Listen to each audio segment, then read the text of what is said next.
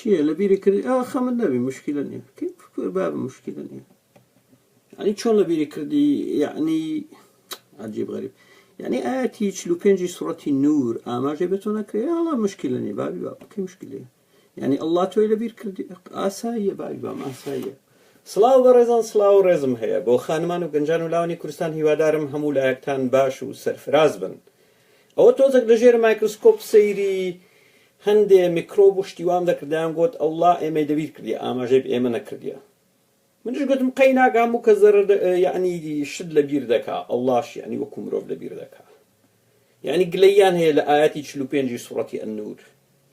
گوتم عەجیب غەریب دەبی ئاەتەکە دەبی چی بی یعنی میکرۆبەکان گلەییان دەکرد واروە ئەوە ئاژەڵانەی بۆ نمونە 12 قاچ و 20 قاچ و شتیوان هەیە با سەیر کەم بزانێ ئاەتە چی دڵێ بۆچی بۆ گلەیتان هەیە يعني الله خوي خالقه اگر هاتو الله حفت آسمانی دروست کردبی زوی دروست کردبی کری دروست کردبی تێدەگەی و هەروەها دڵی دروست کردبی نەک کەل لەسەر تۆی جا اعتیبارت نییە نەخێر الله پێمان دەڵێ دڵ شوێنی بیرکردنەوەیە باوکە ڕۆی ئەو کە لەس بەخۆ وەڵڵی چاوی چاوم حاڵی تۆ وەکو حاڵی گون وایە ئەوڵا ئاماژەی بە گون نەکردی و ئاماژەی بە مێشتیش نەکردی جاگەی خۆتە تۆ مشکلی خۆت و مشکلی ئێمە نییە مشکلی خۆت و مشکلی ئێمە نییە بۆ نمونە ئاەتی 45 سوڕەتی ئەننور دەڵێ والله خلق كل دابة من ماء فمنهم من يمشي على بطنه ومنهم من يمشي على رجلين ومنهم من يمشي على 4 يعني ميكروب ناحقی نییە بەڕاستی گلەی و گازان دەکا هیچ ناحقی نییە و زۆر ئاژەڵی تریش گازاندە و گلەی دەکەن بەڵام مشکلە نییە ئاەتی 45 سوڕەتی ئەننور پێمان دەڵێ ئەڵڵا هەموو زیندەوەرێکی لە ئاو دروست کردووە تیایاندایە لەسەر سکی دەڕوە یعنی وەکو مار محەممەد ماری بینی وە چۆن دەڕوە ئاوا ینی بۆن مەزای مارمان نییە مارمان نییە لێرە مارمان هەبوو بەڵام مارەکە دیار نییە وەلحاصل هەیانە لەسەر سکیان دەڕوە بەطنیهی لەسەر سکی و هەیە لەسەر دوو قاز دەڕوە وەکو بەطریق ئاوا دەگەی بەطریق واشە بۆ نمونە لەسەر 4 قاز دەڕوە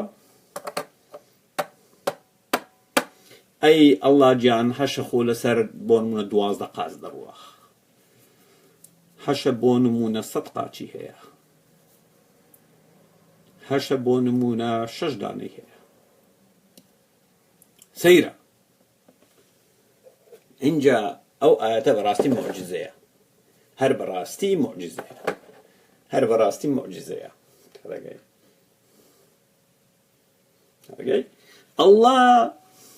زیندەوەرانی لە ئاو دروست کردووە هەیانە لەسەر سکی دەڕوە وەکو مار محەممەد بەچاو بینیویەتی مار هەیانە لەسەر 2 پێی دەڕوە محەممەد بینیویەتی وەکو باڵندا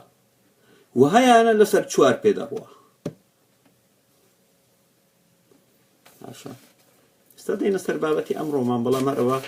بۆ خۆشی بوو نیازمان وایە لە ڕێگای سۆلە پرۆب عەرشی خودا تەسویر بکەین و بینێرینەوە بۆ خەڵکی گۆی زەمین ناسا پرۆبێک کەوا درێژەکەی 3 مەترە کە مرۆڤی تێدا نییە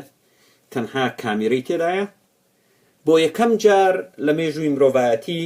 دەنێرێ بۆ خۆر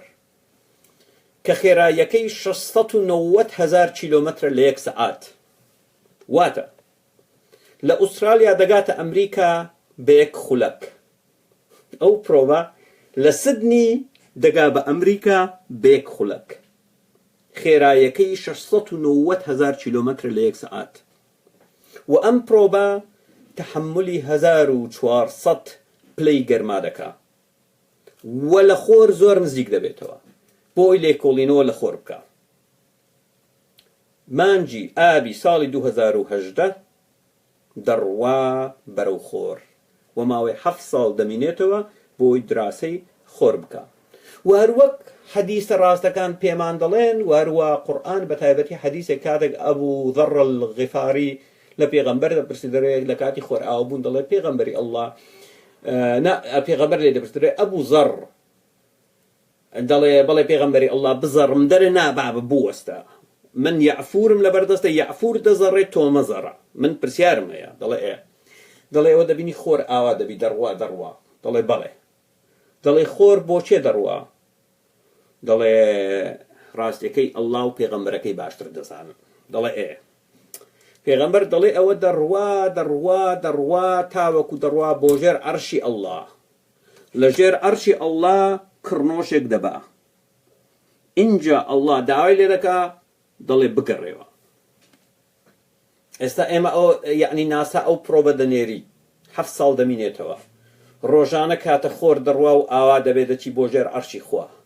پرۆبەکە لەگەڵ خۆر دەڕوا بۆ لای عەرشی خودا کامیرەشی پێ و وێنەی عەرشی خودا دەگرن بۆمان دەنێرنەوە دەبی عەرشەکە دەبی چۆن بێ عەرشەکە دەبی چۆن بێ نازانم ئیتر دەڕوا یعنی بۆ ماوەی 7 ساڵ 365 جاران حەوت تۆ حساب بکە 365 ئەوە 2100 420 420 420 455 455 2554 جار واتە پرۆبەکە لەگەڵ خۆر دەچی بۆ لای عەرشی خوا وێنەی عەرشی خوا دەگرێ دووبارە لەگەڵ خۆر هەڵاتن دەگەڕێتەوە سەیرە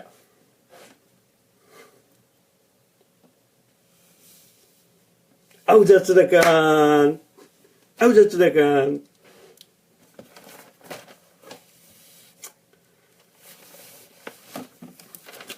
پێم لەو جە چ دەکەن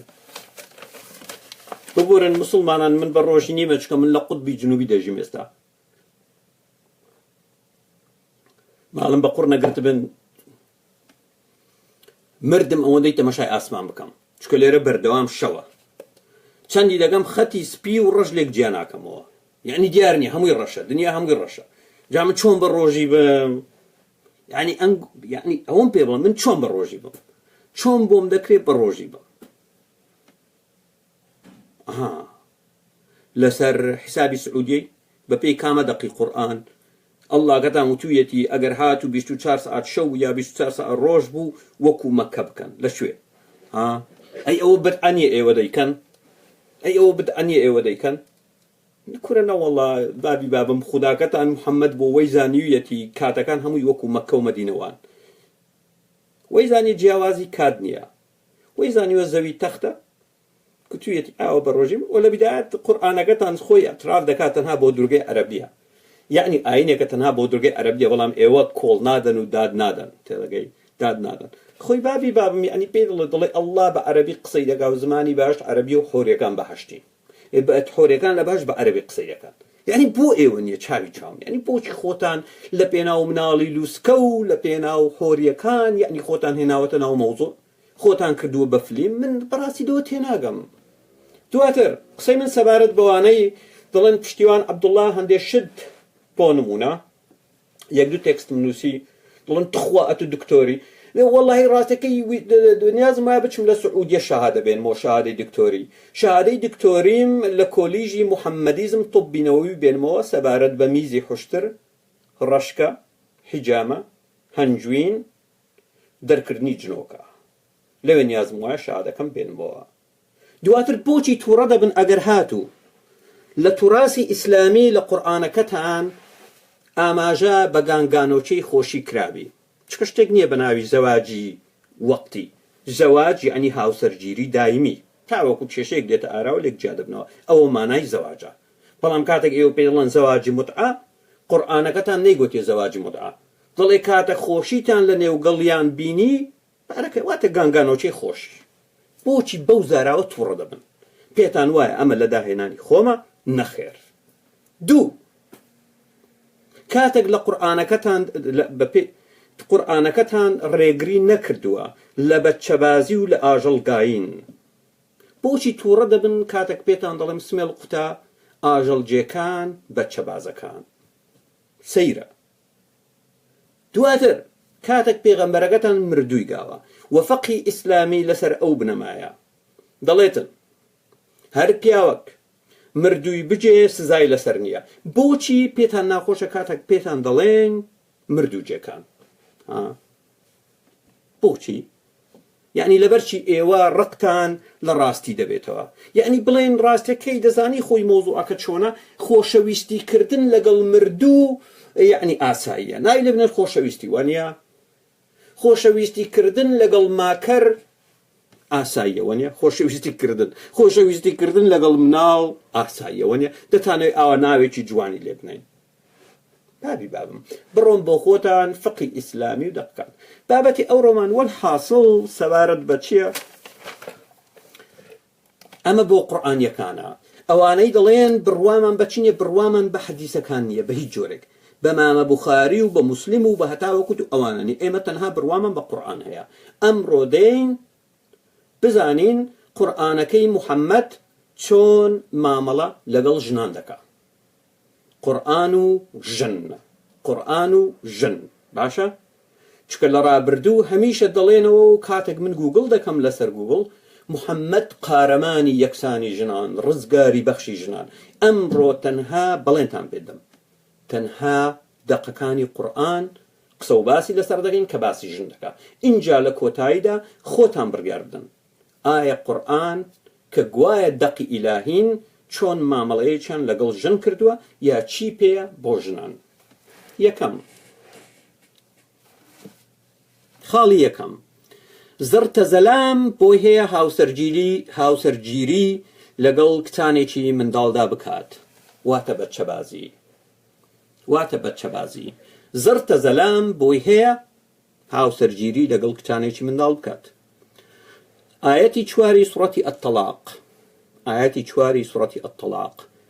کەوا سەبارەت بە تەلاقدان و ماوەی چاوەڕوانیە واللائي يئسن من المحيض من نسائكم إن أرتبتم فعدتهن 3 أشهر واللائي لم يحضن واتا اگر ژنانێکتان طلاق دا اگر ژنەکە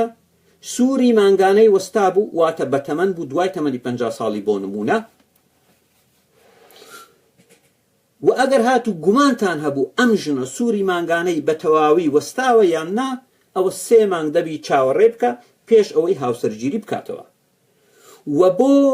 ئەو ژنانەی کە تەلاق دەدرێن بەڵام بە حکمی ئەوەی مناڵن و هێشتا سووری مانگانەیان دەستی پێ نەکردیە واتە هێشتا نەبوونەتە هەرزەکار بۆ ئەوانیش دەبێ 3 مانگ چاوەڕێکەن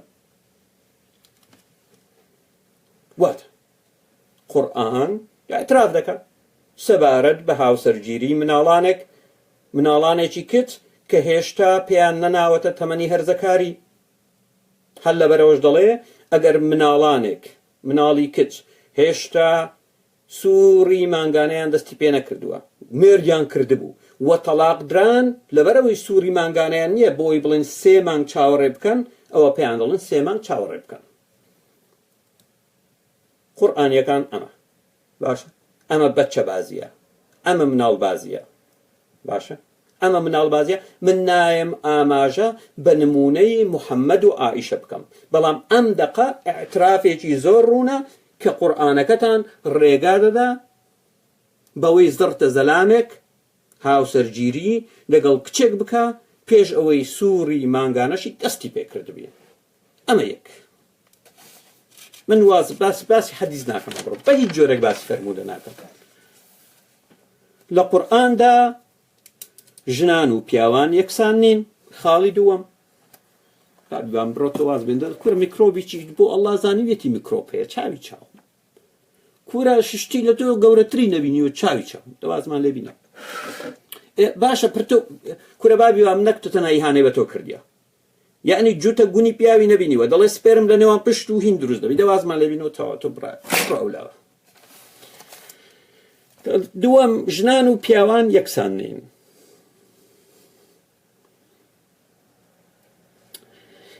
آياتي 36 سورة آل عمران ضلت فلما وضعتها قالت ربي إني وضعتها أنثى والله أعلم بما وضعت وليس الذكر كالأنثى. أما لآياتي لسورة آل عمران سبارت بمريم دايتي مريم دپاريتوا لخداكي كوا كوريتش بيبدا بلام دواتر كتيتشي دبي ودليتن كاتك مريمي بو قوتي خداكم أما كجبو الله دلي بلي دزانم كجدبو وكر وكو كجنيا كر وكو كجنيا كر وكو كجنيا باشا كر وكو كجنيا. سيم پیاوان پلیان برستر لسر جنان پیاوان پلیان برستر لسر جنان. آياتي سيوتشاري سورة النساء الرجال قوامون على النساء بما فضل الله بعضهم على بعض وبما أنفقوا من أموالهم. پیاوان پلیان لسروي جنانا بوچي بما بوي كخدا هنديشي فرس كردوا بسر هنديشي تر وهروها بهوي اوي پیاوان پاريان لجنان خرج دكان واتا بدوهو كار يكشان اوي خدا واي كردوا الله واي كردوا كبياوان لسروي جنان بن ودوميان اوي پیاوان پاري خوان خرج دكان. اگر هاتو پارا خرج كرنكش نمينه بلام هشتا خدا او مافي بيداوا كبياوان لسروي جنان من باسي ناقص العقل حديث كان تناكم أول برنامج يشتر تواوي حديث كان ما جاي كذا كين باشا چوارم شايتي جنان نيوي شايتي بياوا باش دوات البرسيارة كذا كم آياتي 282 سورة البقرة ضلت شيري هوليري مانغاي سليماني آياتي 282 سبارد بكونتراك كاتب عدل چی دلێت ودو پیاو لە پیاوەکانتان بێنن بۆ شایەتی کاتێک دوو کەس معاملەیەک دەکەن دوو شایەتی بین ببن بە شایەت دوو پیاو بێنن دەڵێ دوو پیاو لە پیاوەکانتان بێنن بۆ شایەتی بەڵام ئەگەر نەتانتوانی دوو پیاو بۆ شایەتی پەیدا بکەن ئەوە پیاوێک و دوو ژن بێنن بۆ ئەوەی ئەگەر ژنێک هەڵەی کرد ژنەکەی تر بەبیری بێنێتەوە چکەوە ناقص العقلن شد لبير دكان جنا لبر أوا دو برامر بيك باشا أجر وابي لو روانجيوا كاتك تو سمي القدلي أشهد أن لا إله إلا الله وأشهد أن محمد رسول الله شاتي دم هيج خدا يغنية تنها الله نبي وشاتي دم محمد بيغمبري الله يا وكاتك جنك أم قصدك بمعنى أول يشاتي يغنيو شاتيا من أو برسيار الأيوة دقم بخدام بيري لبكنوا واتجنيتش كاتك شاتي دينتن بنيو شاتي حسابا هنديو شاتش قابل قبول يكوات اللان الله قبول ناكري جنان نوجا كانتان شاتا كانتان للان الله بهي جوري قبول ناكري للروانجي أموا شوارم أو شوارم پێنجەم دەبی بە سەبر من لەگەڵم چکە ئەو بابەتە ڕاتەکەی زۆرە هەموو ئاەتەکانی قورئان دەرینەوە. پێنجەم ژن نیوەی بەشی پیاو لە میرات وەردەگرێت. ژن نیوەی بەشی پیاو لە میرات وەردەگرێت. ئاەتی 11 سورەتی النساء يوصيكم الله في أولادكم للذكر مثل حظ الأنثيين. أنثيين باشا سرچاو واتا سبارد بمناڵەکانتان الله ئامۆژگاریتان پێ دەکا کە بەشی کوڕ دوو بەقەت بەشی کچ بێ یا کوڕێک بەرامبەر بە دوو کچ بێ نێرینەیەک بەرامبەر بە دوو نێرینە بێ. باش ژنان ممتلەکاتی سێکسی پیاون. ژنان ممتلەکات واتە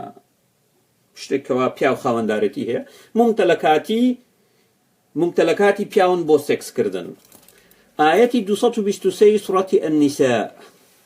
ماشەڵڵا ناویشان لێ نایە سورەتی ژنان. جارۆیە دەکەوێت مناقەشە لەگەڵ سمێڵ قوتێک بابە ئەڵڵا زۆر ڕێزی لە ژناو یەک سورەتی دابەزاندوێ بە ناوی سورەتی النساء هەمووشی ئیهانە و سوکایەتیە. سیرکەن چی دەڵێ 223 سورەتی النساء دەڵێ ژنەکانتان چێلگەتانن بەم شێوەیە و چۆن ئارەزوو دەکەن بیان چێڵن. یعنی وەکو کابرایەکی جوتیار زەویەکی هەیە لە بەردەستی تیبەکەیفی خۆی تەراتێنی تێدا دەکا، پایز دەیچێڵی، هاوین دەیچێڵی، چی تێدا دەکا، دەیکا بە گوڵە بە ڕۆژە، دەیکا بە چزانم گەنمە شامی، دەیکا بە نازانم چی بە نازانم چی، لە ڕاستەوە بۆ چەپ دەیچێلی، لە چەپەوە بۆ ڕاست دەیچێلی، نایچێلی، دەیچێلی، هەمان شت. ژنەکان چێڵگەتانن بەم شێوەیە و چۆن ئارەزوو دەکەن بیان چێڵن. کەسێک ڕەنگی بیبێ بڵێ ئەخەر ئەوە ئەسبابی نزولی هەیە، ئەی گەمژە تۆ دەڵێ ئەو قورئانە بۆ هەموو سەردەم و کاتێکە، دەکەواتە ئەسبابی نزولی چی؟ پێ دەتوانی پێم بڵێ؟ و دەتوانم ئاماژە بە ئەسبابی نزولیش بکەم و لە ڕابردوو ئاماژەمان پێکرێ، بەڵام هیچ لەو مۆزوعە ناگۆڕێ کە ئەمە لەسەر ئیمڕۆژ جێبەجێ دەبی. حوتەم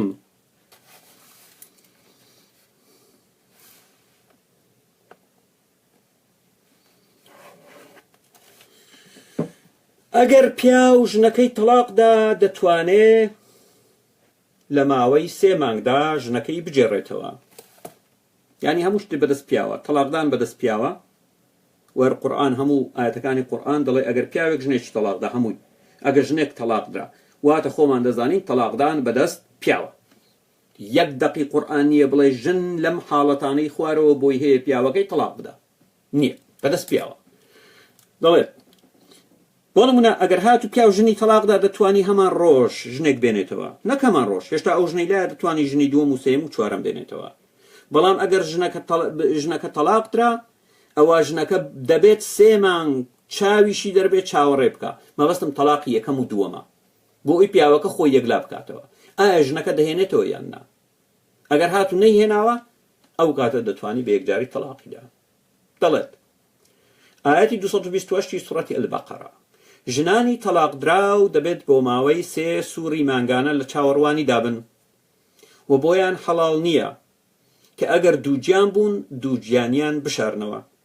و مێردەکانیان زیاتر شایستەی ئەوەن کە لەم ماوەیەدا بیانجێڕنەوە ئەگەر ویستیان. یان ئەگەر پیاوەکە ویستی دەتوانی لە خلالی 3 مانگدا بجێڕ، وەرە بگەڕەوە باب بام قەیناکەدە ئەو جارش یانی وەرە بگەڕەوە. ئەگەر تەلاقی یەکەم و دووەم بوو بەڵام تەلاقی سێیەم نەبوو. هەشتم پیاو ژن تەلاق دەدات تەنها بە وتنی تەلاقم دایت، تەلاقم دایت، تەلاقم دایت 3 جار بڵێ، بێ ئەوەی ئاماژە بە هیچ هۆکارێک بکەی. و ژن هیچ دەسەڵاتێکی نییە و تەنانەت مافی نییە بپرسێ پیاوەکە بۆچی منت تەلاقدا، دڵێ سوێندم خوارد و تەلاقم کەوت. ئاەتی 229 سوڕەتی ئەلبەقەرە ژن بە هیچ جۆرێک مافی نییە. اینجا فقی ئیسلامی هاتوونە، ئەلبەتە قسە ئێمە لەسەر قورئانە، سمێڵ قوتە قورئانیەکان مەچون بڵێن فقی ئیسلامی، بەڵێ فقی ئیسلامی دەزانم، بەڵام لە قورئانەکەتان دەڵێ ئەگەر هاتو پیاوێک شێت بوو یا ئەگەر هاتو پیاوێک نەیتوانی ژنەکەی بەخێو بکە، ئەوە ژنەکە بۆی هەیە داوای تەلاق بکە، بۆی هەیە داوا بکە. بەڵام قسەی ئێمە لەسەر قورئانە. نۆیەم مارە بەجاش لە قورئاندا بە ئێمەیان دەگوت مارە بەجاش مەلاکان دەیکەن، هیچ پەیوەندی بە قورئانەوە نییە. مارە بەجاش لە قورئاندا هەیە، ئێستا بۆتان دەسەلمێنێ. ئاەتی 230 سوڕەتی ئەلبەقەرە، ئاەتی 230 ببورن، 230 سوڕەتی ئەلبەقەرە ئەگەر پیا و ژنەکەی بۆ جاری سێهەم تەلاقدا بۆی حەڵاڵ نابێت بیجێڕێتەوە تاوەکو مێردێکی تر ژنەکە نەجێت. هەڕێک دڵێ گاین باشە. فإن طلقها بعد خوينا دقة فإن طلقها فلا تحل له من بعد حتى تنكح زوجا غيره فإن طلقها فلا جناح عليهما أن يتراجعا. واحدة بۆنمونە ئەگەر هاتو پیاوێک ژنەکەی تەلاقدا 3 پەشیمان بۆیە ژنەکە بۆی نییە بگەڕێتەوە، ئەو ژنە ئیلا دەبی پیاوێک بدۆزێتەوە، هاوسەرگیری لەگەڵ بکە و هاوسەرگیریەکەش پیاوەکە دەبی سێکسی لەگەڵ بکە، ئەجینا قبوڵ نییە، سێکسی لەگەڵ کرد دەبی تەلاقی بداتەوە، اینجا دەبی سێکس، یعنی حەدیثیشتان هەیە سەبارەت بەمە، پێغەمبەر دەڵێ دەبی هەنجوینی ژنەکەی بخۆی، يعني بۆ نمونە بانێنە سەر حەدیثەکان بەڵام کەسێکی بەناوی عبد الرحمن ژنی پیاوێکی تری هیناوە ژنەکە لەگەڵی ناکۆکە دەڵێتن نەخێر نابێ بە هیچ جۆرێک دەبی لەگەڵ بخەوێ سێکست لەگەڵ بکە تامی هەنجوینت بکە اینجا ئەگەر تەلاقیدا ئەو کاتە بگەڕێت و لای مردی یەکەمت هەنجوین باشە ئەوە مارە بەجاش یعنی بە کوردەکەی چی دەڵێ ئەگەر پیا و ژنەکەی بۆ جاری سێهەم تەلاقدا بۆی حەڵاڵ نییە بیجێڕێتەوە تاوەکو مێردێکی تر نەیجێت ئەمە دەقی قورئانە من نایەم بۆتان چاک بکەم و جوانی بکەم بڵێم ئەوە بۆ نەخێر ئاوا دەڵێت دەقەکەتان ئاوا دەڵێ وەکو خۆی دەیەم گاینی کچی یەتیم ئاساییە لە قورئاندا ئەگەر کچێک یەتیم بوو ئاساییە مناڵ بوو بیهێنێ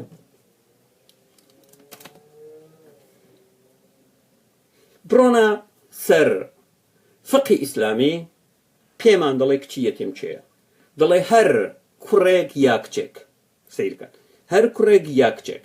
ئەگەر هاتوو بلوغیان نەکردبوو واتە پێیان نەنابووە تەمەنی هەرزەکاری ئەوە پێیان دەوترێت یەتیم بەڵام ئەگەر هاتوو بوون بە هەرزەکار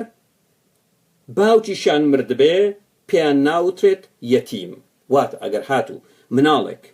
باوکی مرد یا دایکی مرد مناڵ بوو پێی دەوترێت یەتیم بەڵام ئەگەر بوو بە هەرزەکار پێی ناوترێت یەتیم لێرەدا واتە قورئان ڕێگا دەدا کە کچێکی مناڵی یەتیم پێش تەمەنی هەرزەکاری بیهێنی و سێکسی لەگەڵدا بکەی بە ناوی هاوسەرگیری بەمەرجێک دەبی لەگەڵی باش بی چۆن ئاەتی سەی سوڕەتی ئەننیساء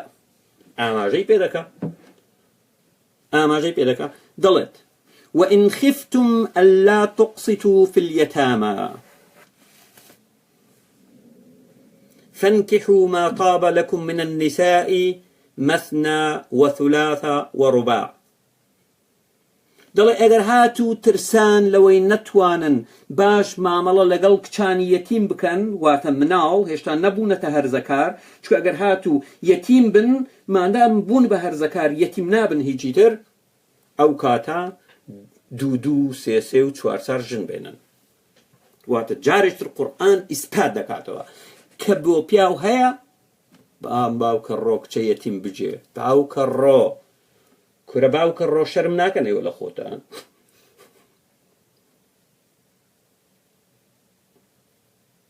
ئەمە لە قورئانەکەتاندا هەیە بڵێ ئاەتی سەی سوڕەتی ئەننیساء دوو یانزە پیاو بۆی هەیە دوو سێ چوار ژن بێنێت باشە درۆ لەگەڵ دەقەکانتان مەکەن مەڵێن مەثنا یعنی دوو ثلاث یعنی سێ ڕوباع یعنی چوار باشە وا مەڵێن چکە زمانی عەرەبی دەزانین مەثنا یعنی دوو واتە چوار دانە ثلاث یعنی سێ واتە نۆ دانە ڕوباع یعنی چوار یعنی شانزە دانە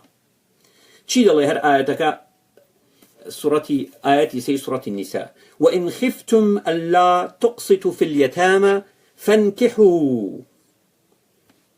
ما طاب لكم من النساء مثنى وثلاث ورباع فإن خفتم ألا تعدلوا فواحدة أو ما ملكت أيمانكم واتا أجر ترسان لوي كنتوان باش بن لقل من كتان يتيم باوك الرو كتان يتيم أوا بجن لجنان دودو سێ چار بەڵام ئەگەر ترسان نەتانتوانی دادپەروەری بکەن دانەیەک وەیان کەنیزە لەگەڵ کەنیزە مشکلە نیە دادپەروەری ناوێ ئایلەوە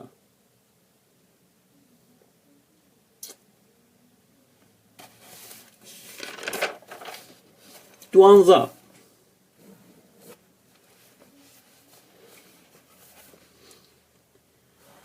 لە قورئاندا ئاماژە بەڕێی بکردن نەکراوە واتە دەستدرێژی سێکسی بۆ نمونە کاتێک بۆ نمونە پیاوێک دەستدرێژی سێکسی دەکاتە سەر ژنێک بە زۆری سێکسی لەگەڵ دەکات قورئان ئاماژەی پێ نەکردیە هەر لەبەر ئەوەش لە قورئاندا ڕێگا دراوە بەڵام ئەمڕۆ کە فقی ئیسلامی هاتوون مەوزوعی ڕەیپیان خستۆتە ناو بابەتی زیناوە ڕەیپ و زینا بەیەکەوە ڕەیپ و زینا بەیەکەوە جاوە کێشەیەکی زۆری گەورەی ناوەتەوە کە ئێستا باسی دەکەم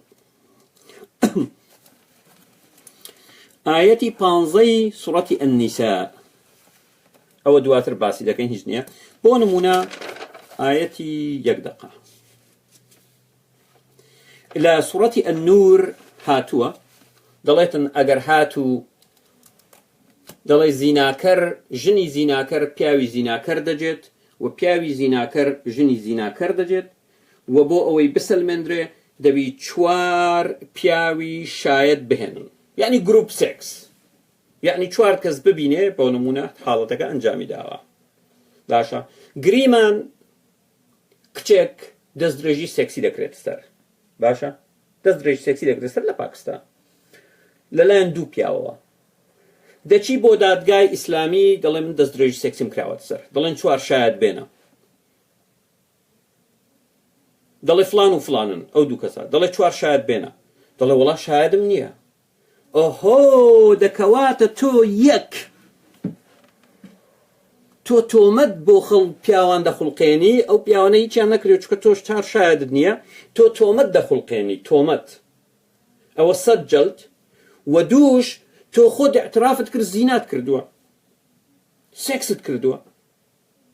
جا پێمان بڵێ تۆ یعنی کامیانی شوت کردووە یان نەوەڵە شوم نەکردووە ئێدە باش ئەوە 100 قامچیمان لێدا ئەی شوت کردو ئەرە وەڵا مێرە دیشمێ دە باش ئەوە بەردباران دەکەین شتیوات بینە پیاوەکانش ئازاد دەبن چکە 4 شایەت نییە بسەلمێنێ ئەو 2 پیاوە بووینە یا ئەو پیاوە بووە جا لەبەرەوە زۆربەی حاڵەتەکانی دەستدرێژی سێکسی لە وڵاتانی ئیسلامی بە هیچ جۆر ژنەکان هەوڵ دەدەن ئەسڵەن هەر ڕابکەن چی بکەن 4 شایەت لەکوێ بینن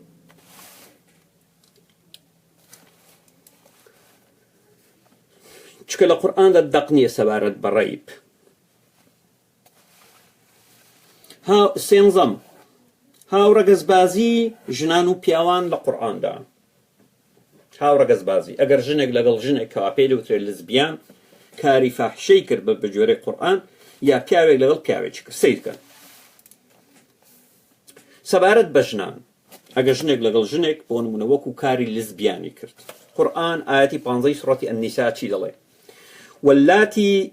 يأتين الفاحشة من نسائكم فاستشهدوا عليهن 4 منكم فإن شهدوا فامسكوهن في البيوت حتى يتوفاهن الموت أو يجعل الله لهن سبيلا واتا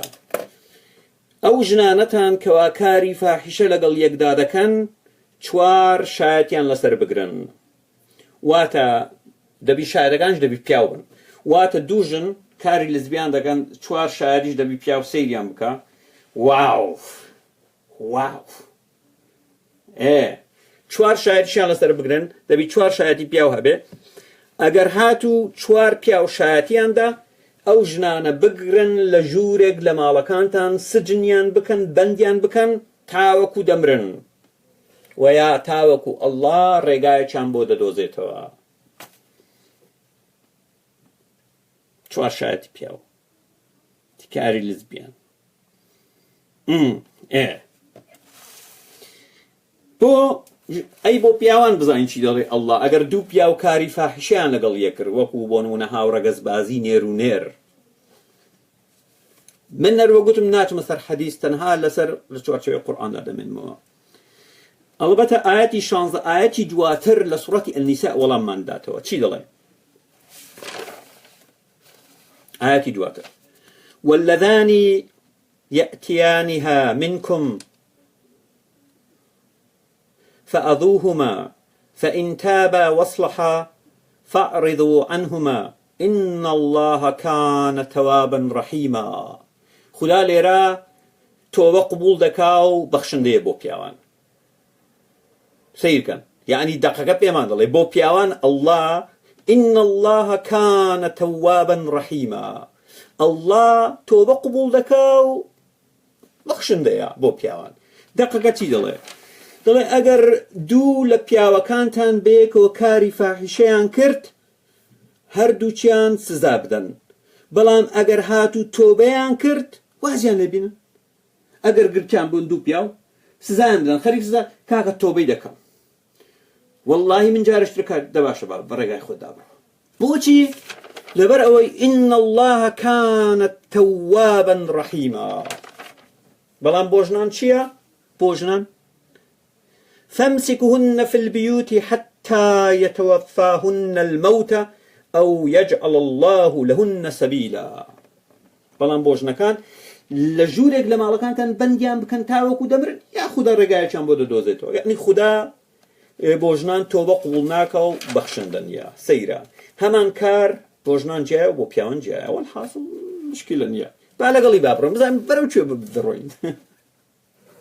چواردە سەد قامچی بۆ زیناکەر. ئاەتی 2 سوڕەتی ئەننور.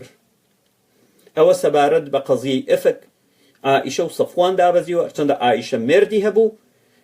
بەڵام ئەو دەقەی بۆ من ئێستا لە ئیسلام دڵ نەگە مێرد هێبی بەردباران بێ دەکەواتە بە پێی قسەی ئێوە بیدەبایە و ئاەتە باسی بەردباران بکەن نەک قامچی لێدان، چکە ئایشە مێردی هەبوو. بەس والحاصل مشکلە نییە. ئاەتی 2 سوڕەتی ئەننور چی دەڵێ سەبارەت بە زینا؟ ئەگەر ژن و پیا و تاوانی زینایان کرد 100 قامچی لە هەر دانەیەکیان بدەن و نابێت شەفەقەتان بۆیان بجوولێت لە شتێک کە فەرمانی ئەڵڵایە، ئەگەر بڕواتان بە ئەڵڵا و ڕۆژی دوایی هەیە و دەبێت کۆمەڵێک ئیماندار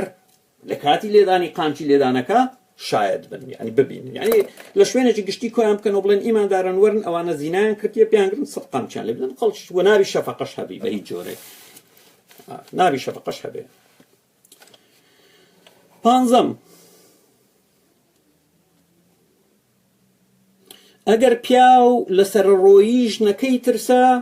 دەتوانێت لی بدات. یعنی تۆ تەنها ئەگەر هات و هەستت کرد هەستێکی خۆتە، ترس هەستێکی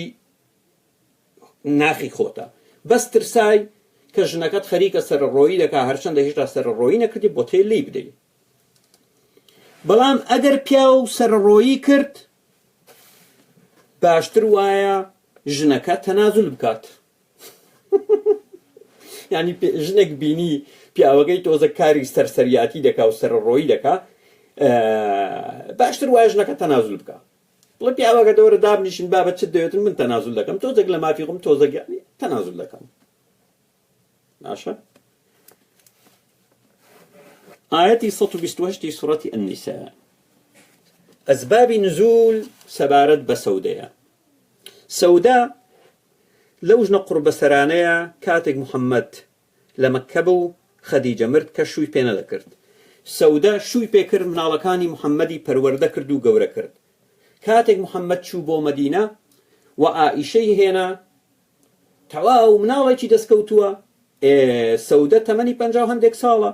محەممەد هیچی تر نایەوێ و سەودە ژنێشی قەڵەو بووە.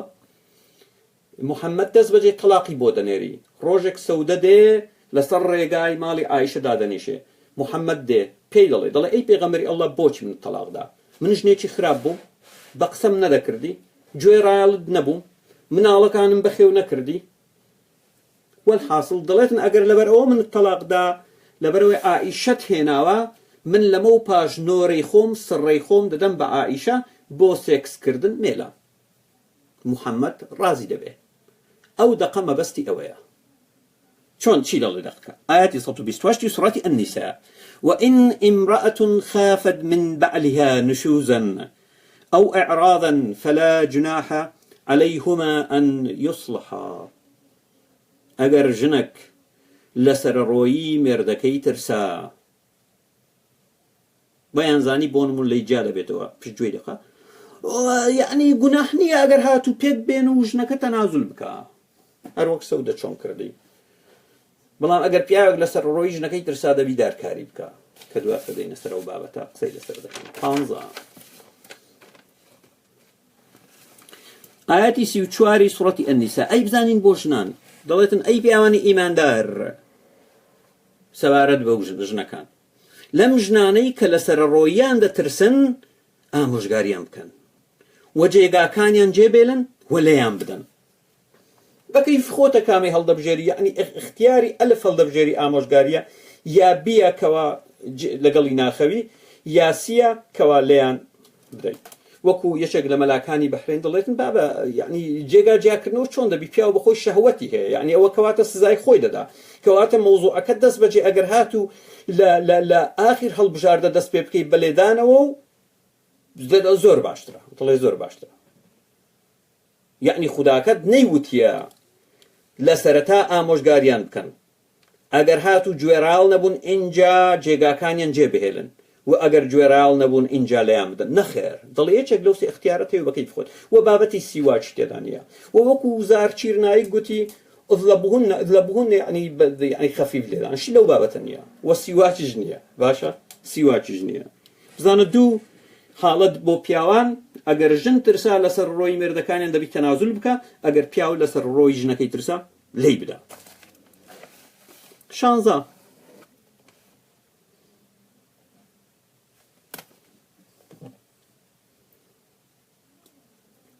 تا بەیانی گوێن بدەن وەڵامتان نادەمەوە هەر خۆتان هیلاک دەکەن و ڕۆژوەکانتان وەک خۆتان سووک دەکەن سوچی بکەن و گوێن بدەن من ئەوەی دەخوێنمەوە لە قورئانەکەتاندا هەیە کاتێک گوێن دەدەی ڕێک گوێن بە ئەڵڵاکەت دەدەی کاتێک ئەو گوێنانە بە پشتیوان عەبدوڵڵا دەدەی ڕێک گوێن بە دەقەکانی قورئانت دەدەی گوێن بە ئەڵڵاکەت دەدەی چکەوە دەقی قورئانە باشە 16 گانگانۆچەی خۆشی و لەشفرۆشی لە قورئاندا ڕێگای پێدراوە گانگانۆچەی خۆشی ببورن کە ئەوە بەکاردێنم چکە شتێک نییە بە ناوی زەواج هاوسەرگیری کاتی من نازانم بەڕاستی شتێکی قۆڕە هاوسەرگیری یعنی ژن و پیاوێکە کۆمیتمنت دەکەن لەگەڵ یەک دەمینەوە ژیان پێک دێن مناڵ دروست دەکەن واتە وە بەو نیازە هاوسەرگیری ناکەن کە دوای دوو کاتژمێر لێک جابنەوە شتی لەو بابەتە نییە وە قورئانیش ناڵێتن زەواج دەڵێ خۆشی بینین لەبەر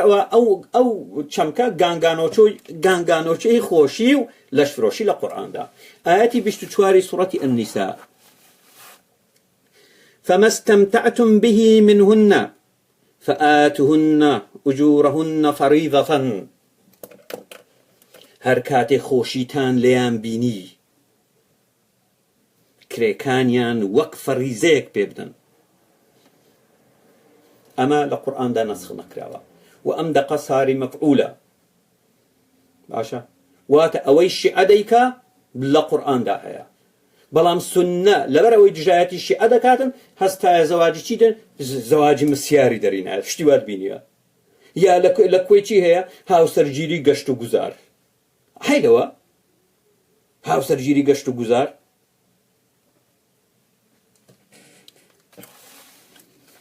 هەروەک گوتم ئەمە هەمووی لە قورئاندا هەیە 17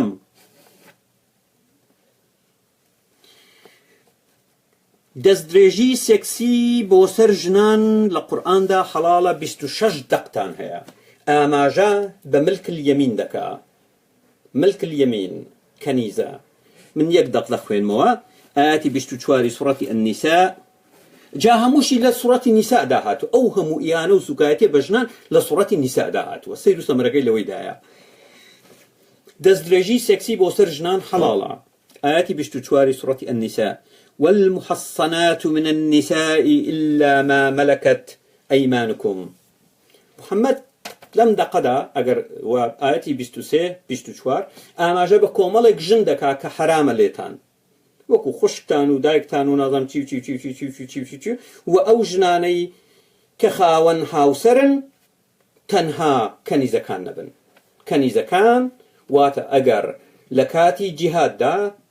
سمێڵقوتی موسڵمان هێرشی کردە سەر گوندی ئێزیدیەکان هەروەک بەسەریاندا هات پیاوەکانیان گیران کوژران یا ڕایان کرد یا ژنانیان کەوتە بەردەست ژنەکان مێردیشان هەبی بۆ سمێڵقوت هەیە دەستدرێژی سێکسی بکاتە سەر لە ژێرناوی ملک اليەمین و ئەمە ئەسبابی نزولی هەیە کەوا لە شەڕی ئەوتاس کاتێک حونەین بوو دووە ئەوتاس لەگەڵ قەبیلەی هەوەزان محەممەد هێرشی کرد و مەجموعە ژنێکی زۆریان دەستکەوت هەندێکیان نەیاندا و سێکسیان لەگەڵ بکەن چکە مێردیان مابوو محەممەد ئەم دەقەی دابەزان گوتی زۆر تەبیعیە چکە ئەوانە پێیان دەوترێت ملک اليەمین مێردەکانیشیان مابن چکان یەکتریان دەناسی زۆر تەبیعیە سێکسیان لەگەڵدا بکەن گەڵ و گونتان خۆش بی باشە گەڵ و گونتان خۆش بی لەشفرۆشی لە قورئاندا ماشەڵڵا و قورئانە هەموو شتێکی تێدایە باوکە ڕۆ دڵێ قوتوی ئەتاریەم لەشفرۆشی لە قورئاندا ئاەتی 33 سوورەتی ئەننور دەڵێت آياتي سيوسي سورة النور دلت لا تكرهوا فتياتكم على البغاء إن أردنا تحصنا لتبتغوا عرض الحياة الدنيا ومن يكرههن فإن الله من بعد إكراههن غفور رحيم بو بياوان هميشه الله غفور رحيم بكارهنا دلت فتيات يعني ژنەکانتان بەڵام لێرە مەبەستی چێ مەبەستی کەنیزەکانە کەنیزە زۆر وەلدۆگە عەرەبی دەڵێ کەنیزەکانتان یعنی فشار مەخەنە سەر کەنیزەکانتان بۆ ئەوەی لەشفرۆشی بکەن ئەگەر ویستیان پاک بن بۆ بەدەستهێنانی هەندێ دەستکەوتی دنیایی ئەو کاریان پێ بکەن بەڵام ئەگەر هاتوو زۆریتان لێیان کرد ئەم کارە بکەن لە دوای زۆری کردن لێیان خدا لێبوردە و بەخشندەیە يعني no problem زۆریان لێ مەگەن بەڵام ئەگەر زۆریشتان کردووای ئەوە الله بەخشندە و میهرەبانە و ئەسبابی نزولیشەیە عەبدوڵڵا بن ئەبی سەلول ئەم کارەی کردووە و پێغەمبەرتان ئەو دەقەی دابەزاندووە یعنی زۆریان لێ مەکەن ئەگەر ویستیان پاک بن یعنی بۆن منە کەنیزە ویستی پاک بی نەیویست لەگەڵ پیاوانی تر بخەوێ زۆری لێ مەکەن بەڵام ئەگەر خۆی نەیویست پاک بێ قەیناکە پێی بکە و ئەگەر هاتوو ویستی پاک بێ و تۆ زۆری لێکرد ئەو کارە بکە و یعنی لەشفرۆشی پێ بکەی و پارە بەدەست بێنی ئەوە لە دوای زۆرکردن لێیان خدا غەفور و ڕەحیمە خدا بەخشندە و no problem ماکو مشکلە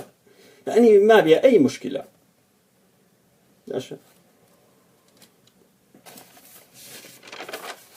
بردوان بين برزان بردوان بين يا هلاك بون من قصدك منازم بابزان كاك بزان نقل خومو بردوان بملقصة ايش ما هو معنا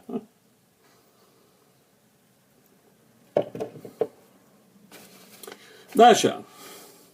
نوزدم جوان بدن بكيف خودان جوان بدن بكيف خودان جوان بدن همو دقيقاني قرآن أو جواناني إيوار راست وخو تحويل دبي بولاي الله كتان شكا من دقي الله دقي مني دقي الله من يقصي خوم نكرديا من هاتو من دقيقانم هنا وريد جرنا سرزماني كردي خلق باب أخوي باب الرياض بدا نوزدم قورينوي جن لناو مسلمانان حلال بوا بەڵام دقێکی قورئان دواتر حرامی کردووە کە پیا و ژنەکانی بگۆڕێتەوە بۆ ڕۆژێک بۆ دوو ڕۆژ بۆ هەفتەیەک یعنی ژن گۆڕینەوە بەڵام ئەگەر هاتو دوو پیا و کەنیزەیان هەبێ بۆیان هەیە بۆ نمونە کەنیزەکانیان بگۆڕنەوە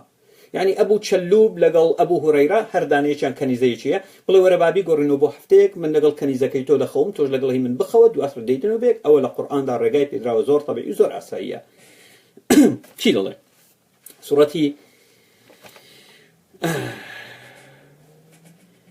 الأحزاب تيدولي لا يحل لك النساء من بعد ولا تبدل بهن من أزواج لو أعجبك حسنهن إلا ما ملكت يمينك أي محمد هيج جنيتر لمودوا بوت حلالنيا وبودنيا جنكانت بقوريتوا وتنانت اگر هاتو سرسامي جناني تربي تنها كنيزة نبي وأسباب نزول كسيك بناوي عيينة بن حفص دچي بولاي پیغمبري الله كاتك دچي يكسر بجوري دكوي يعني داوي مولد ناكا پیغمبري الله لقل عائشة دانشت ودلي ويانا بوشي داوي مولد نكردري من نهر لوتي فاهم بخوم كردي داوي مولد ناكم دا پیغمبر دا بس پیغمبري الله اوجنا چي لكن دانيشو دلي كرا ويانا او دايشي ايمان دارانا عائشة دلي چونا من جنكي خومت بيبدم كجوان ترين جنا توش عائشة بيبدي پیغمبر دلي انينا اي نازاني الله قەدەغەی کردووە و دەقێکی دابەزاندووە دەڵێتن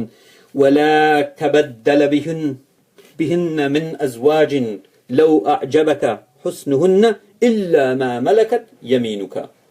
يعني أجر كنيزة ما نبي دقري كنيزة بقورين وبلا مش نكان لموضوع الله يعني قد غيكر تأو لحظة أسايبو يعني دكري بيقورين وبلا مستا يعني قد غبوا باشا قد غبوا باشا بيست الله جان دبيني هم ينتف دكان بابي باب أمن دق آخر خدا يعني الله تونا دبا توزك محترم باي دقي توزك محترم دا بزيني أما چه دار بزندوا لشفروشي ومن البازي ونازانم شو بريتي أو شيء يعني خلق مسلمان اسمه قطعان يجنا حكيان يجون بابنا كاجا بروانا كان أم دقان دقيتو يشاوي شاو توزك يعني دقيتش محترم دا بزند شاوي شاو يعني أو شيء دار بزندوا بيست أجر جنتان طلاق دا أجر جنتان طلاق دا أجر هاتو لقل جنك خوتبون سكستان كردبو دبي مؤخري بتواوي بدني خوت أنا زان لزواج مقدمة هي ومؤخرة كاتك ملا ماردك بباوتشك شيء دلي ورجان على مقدمة كي تشمبو مؤخرة كي تشمبو باشا مقدمة كبيشتر دي بيدري مؤخرة كتو أدري باشا تو أدري باشا بون مشان صالح بلا استا باوكم قوتي كرم من نعم شيء بداكم قوتي داكم قوتي تأستا كتو مؤخرة نداوا بام قوتي والله بيم داي قوتي نازم چند دينار قوتي بيم داي تلاقي يعني مؤخرة ودوار ركاتك دي بجنتو يعني والحاصل اگر هاتو جنت هنا لقل جنك خوتي تامي جنكت كر سكس لقل داكر لي جابو توا او دبي مؤخرة بتواوي بداية مؤخرة بتواوي بداية بلان اگر هاتو جنت هنا و سرجيد لقل دانا كرد ولي جابو توا بيش اوي سرجيد لقل دابكي بيش اوي سكس لقل دابكي مؤخرة دبي نيوة بداية نيوة يعني بكي بدو بشو نيوة بداية بلباي بام اي مؤخرة كمان يعني پنجا مسقال زير نبو 25 چکە بەڕاستی يعني گانمان نەکردیە لەبەرەوە 25 نیوێ لە بۆ منە نیوە لە بۆ تووە باش و ئیمام الشافعی قسە دەکا و دەڵێت ڕاستیەکەی مەهری ژن مارەیی ژن ئەو بڕەپارەیە کە پیاو بە ژنی دەدا بەرامبەر بەدەستهێنانی نێوگەڵی ژن با ناوەکەی بانەهێنم بەدەستهێنانی نێوگەڵی ژن دەرێ لەبەر ئەوە ئەگەر هاتو پیاو سێکسی لەگەڵدا کرد دەبی مؤخرەکەی بە کاملی پێ بدە ئەگەر هاتو سێکسی لەگەڵدا نەکرد تەلاقیدا تەنها نیوەی پێ دەدا چکە ئەو پارە بۆ ئەوەیە و لەوەدا نیوەی مارەیی ئاەتی 237 سوڕەتی ئەلبەقەرە ئاماژەی پێ دەکات بۆ خۆتان دەتوانن بگەڕێنەوە بۆی 21 ژنان دەبێت لە ماڵەوە بمێننەوە و نابێت بێمەحرەم بچنە دەرەوە باشە یعنی خوشتی مسلمانی محەجەبەی نیقاب پۆش ئەمڕۆکە تۆ لێمان بووی خوێندکاری زانکۆم و دختۆرم و دەچمە نەخۆشخانە و نازانم لە دائیرە دەوام دەکەم و نازانم نابی بابی بابم ئەوە نابی بابی بابم یعنی وەکو دەبی تۆ یعنی سەرپێچی ئەڵڵا دەگەی سەرپێچی قورئان دەگەی سەرپێچی دەشت لەو بابەتە نابیتن تۆ دەبی لە ماڵەوە دابنیشی يعني توشي داو لوي دشي بوزان كو مانكو نازانم نقابو بس مرزم خوشتان نابيت نستدقتا مدخل مو الأحزاب آياتي سيودو سيوسي أي جنكاني پیغمبر ايوه وق جناني ترنين اگر لخدا بترسن لقصة كردن لقل بياوان دا نرم نابن واتا خشن دبن أي جنكاني پیغمبر ايوه وق جناني ترنين اگر لخوا بترسن لقصة كردن لقل بياواندا نرم نابن وقت قصكانتان نرم نابي چك ام بياواني دليان نخوشا دليان دكويت سرطان واتا اگر قصتان لقل بياوان کرد خوشكاني مسلمان اگر قوتي باني باش لو چد دويتن اتقولو لم نابيوه او يعني بدنگي خشني بياوانا قصبك بدنگي خشني بياوانا قصبك بو اوي نقبل بساقة بيانيت باش او نابي بابي يعني كابرا شهوتي هي ودلي دجولي ودلي دقوي دبي دنج خود يعني كان دبي زور هين بكي تنا اگر تاني عند يعني دم تشاود لدم الدرب يتر بيبكي اگر نقابك الري قايدا باشا ودخك دوادر شي دلي ولا ماڵەکانتان بمێننەوە وەک ژنانی سەردەمی جاهیلی مەکەن لە ماڵەکانتان بمێننەوە وەکو ژنانی سەردەمی جاهیلی ئازاد بووینە لە ماڵەوە هاتوونەتە دەر پێمان دەڵێ و دەقا باش ئەو دەقە پێمان دەڵێ وە لە ماڵەکانتان بمێننەوە وەک ژنانی سەردەمی جاهیلی مەکەن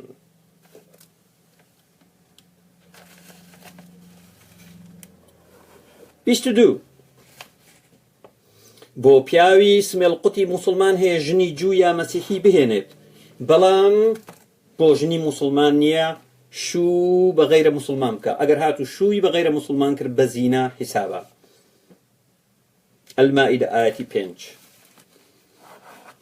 ئەی پیاوانی ئیماندار ژنانی ئیماندار و ژنانی خاوەن پەرتووک بۆتان خەڵاون بەڵام بۆ ژنان نییە بۆ ژنان نییە بۆ ژنان نییە 23 ئەگەر پیا و ژنەکەی مرد لە تەعزیە چاو دەجێڕێ وەڵای خۆ پلکە سەکتە یعنی باشە یعنی تەڕاتی تێدا ماوە بەخواویش مێردەکەی مردیە یعنی مامەستا گیان دەکرێ یعنی قسە لەگەڵ پلکە سەکتە بکەی لە بۆ من وەڵایی بۆ نا بەڵام تۆ تازەش نەکرد مردی هێشتا یعنی مامەستا تۆش ئەگەر مەلاژن بمری بەخوا 2 ڕۆژ ڕاناوەستی ئێستا تۆ یعنی پلانت هەیە مەلاجیان پلانی بی و سی و دی و یعنی من دڵنیام لەو شتانە ئێدە باشە قسەی لەگەڵ دەکەم باشە بەڵام ئەی ژن ئەگەر ژن مردی مرد دەبێت 4 مانگ و 10 ڕۆژ چاوەڕێ بکات ئەگەر ژن مردی مرد بۆی نییە بۆ ماوەی 4 مانگ و 10 ڕۆژ شوو بکاتەوە جا ئەگەر هات و ڕقی لە مێردەکەی بوو بێتەوە مێردەکەی هەموو ڕۆژی لێی دابی قالبی شکاندبی ئەوکە دوای نییە ئاەتی 234 البەقەرە ژنێک کە مێردەکەی دەمرێت دەبێت 4 مانگ و 10 ڕۆژ چاوەڕێ بکات پێش ئەوەی بتوانێت شوو بکاتەوە من نازانم مامە محەممەد بۆچی 4 مانگ و 10 ڕۆژی دانەوە ئەو 10 ڕۆژە چییە تەنانەت بۆ ئەوەی پێیان بڵێتن ئەمە یعنی ئەوەی خودای ئەو 10 ڕۆژەی ئەنی حکمەتێکی لە پشتە حکمەتێکی لە پشتە 24 ژنان دەبێت چاویان نزم بکەن کاتێک ینی بۆ نمونە ئەگەر هات و بە زەروری چێ دەرەوە لەگەڵ مێردت یا لەگەڵ مەحرەمت بووی تەنها ئەو کاتانە بۆ تێ بچێ دەرەوە کاتێک دەچێت دەبێت چاوت نزم بکەی ژنان دەبێت چاویان نزم بکەن و خۆیان حیجاب بکەن بەڵام کەنیزە بۆی نییە کەنیزە طبیعیە ینی سیر بکە تەنها لە ئیسلامدا کەنیزە سینجی لە دەرەوەی تەنها لە نێوان ناوک و ئەژنۆیدا دەپۆشێت سینجیشی لە دەرەوە دەبی زۆر طبیعی زۆر ئاساییە ئاەتی 24 سوڕەتی ئەنور پێمان دەڵێ ئەی محەممەد بە ژنانی ئیماندار بڵێ چاوەکانیان دابگرن و پارێزگاری لە نێو گەڵیان بکەن و جوانیان نیشان مەدەن هەر لەبەر ئەوە برۆ تاشین و مکیاج و نازانم چی ئەو شتانەی داتان هێناوە هەمووی نەفرەتی خوداتان لەسەرە کاری لەو بابەتەمە جوانیتان نیشان مەدەن باشە جوانیتان نیشان مەدەن بە هیچ جۆرێک باش بە هیچ جۆرێک نیشانی مەدەن باشە 25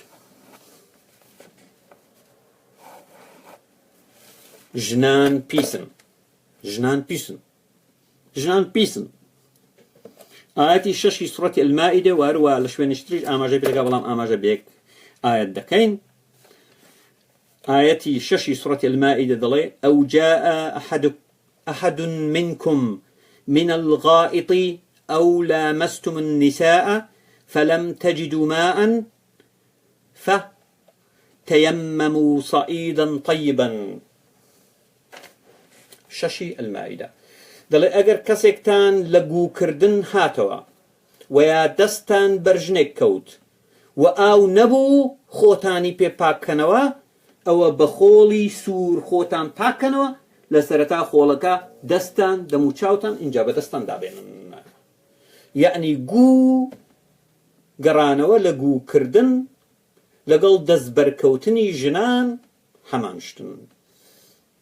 جارێکتر آية 6 سورة المائدة أو جاء أحد منكم من الغائط أو لامستم النساء فلم تجدوا ماء فتيمموا صعيدا طيبا ئەگەر کەسێکتان لە گووکردن هاتەوە ویان دەستی بەرژنێک کەوت و ئاو نەبوو ئەوە نەک بۆ نوێش بۆ خۆ پاکردنەوە ها پەیوەندی بە نوێش نییە ئەوە بە خۆڵی سۆر دەم و چاوتان و اینجا ئەوە دەستان پاکردنەوە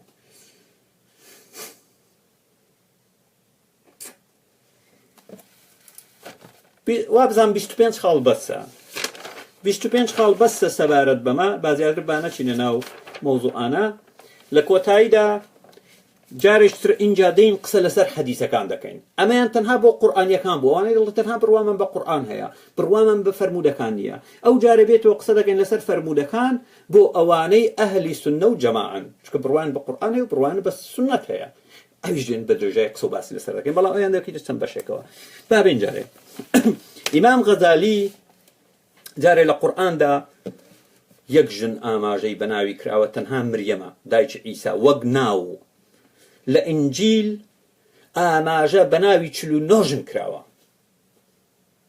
و لە ئینجیل 93 ژن قسە دەکەن بەڵام تەنها 49 کەسیان بۆ نمونە ئاماژەیان بە ناوی کراوە 49 ئاماژەیان بە ناوی کراوە 49 ژن ئیمام غەزالی لە پەرتووکی علوم الدین زانستی ئاین دەڵێت هاوسەرگیری جۆرێکە لە کۆیلایەتی ژن کۆیلەی پیاوە و لەبەر ئەوە ئەرچی سەرەکی ژن بریتیە لە گوێڕاڵی تەواو بۆ مێردەکەی ژنێک لە کاتی مردنیدا دەچێتە بەهەشتەوە تەنها ئەگەر مێردەکەی بە تەواوی لێی ڕازی بێت ئەو گەردن ئازایی کەوا دەیکەن هەموو جارێ مەبەستی ئەوەیە و هەروەها إمام الغزالي لبرتوشي مدخل السلوك إلى منازل الملوك همو برتوك كان شان لسه وزن قافية مدخل السلوك إلى منازل الملوك أواني آما جمان بيكرت ديار شارزاي باشي لقرآن هبوا هاتوا همو إلى هجد خال كرت كردو توا يعني إمام الغزالي چي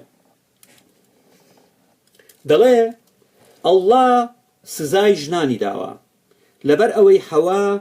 بە قسەی شەیتانی کرد و بە قسەی ئەڵڵای نەکرد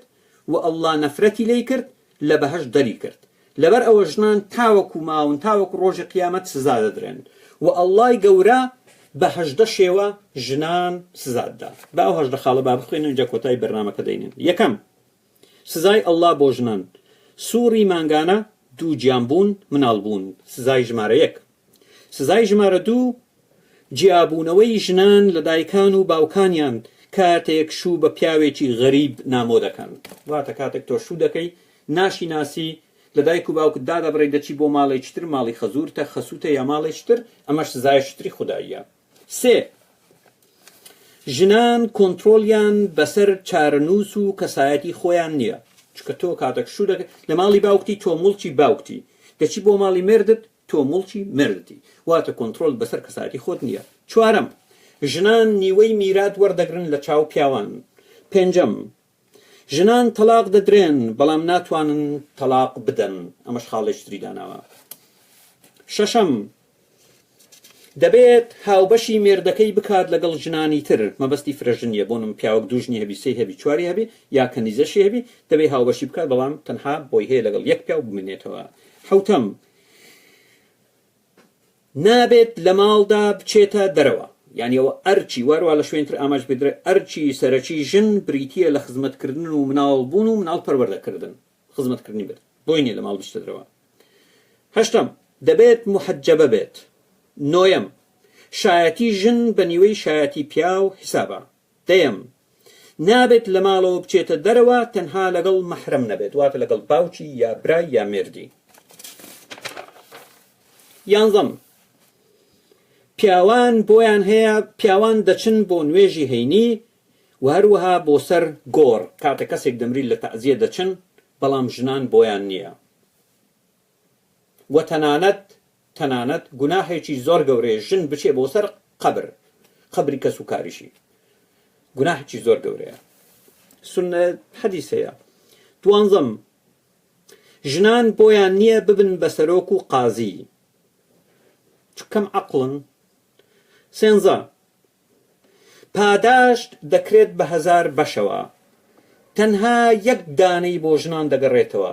999 دانەی بۆ پیاوان دەگەڕێتەوە پاداش دەکرێت بە 1000 بەشەوە تەنها یەک دانەی بۆ ژنان دەگەڕێتەوە 999 دانەی بۆ پیاوان دەگەڕێتەوە کاتێک تۆژنێکی باشی لەبەر مێردەکەتە لەبەر خۆت نییە ئاگادار بە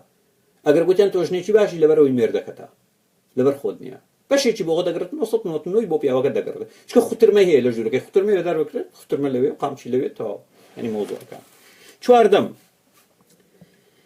سزای ژنان لە ڕۆژی قیامەت دوو بەقەت سزای پیاوانە ئەگەر پشتیوان عەبدوڵڵا خوترمەیەک بخوا ژن دوو خوترمە دەخوا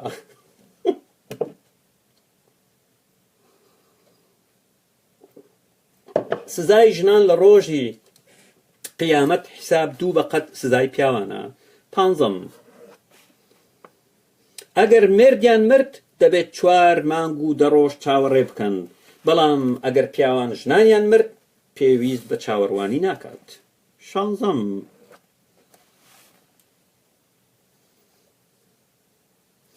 کاتێک ژنان تەلاق دەدرێن دەبێت 3 مانگ یا 3 سووری مانگانە چاوەڕوانی بکەن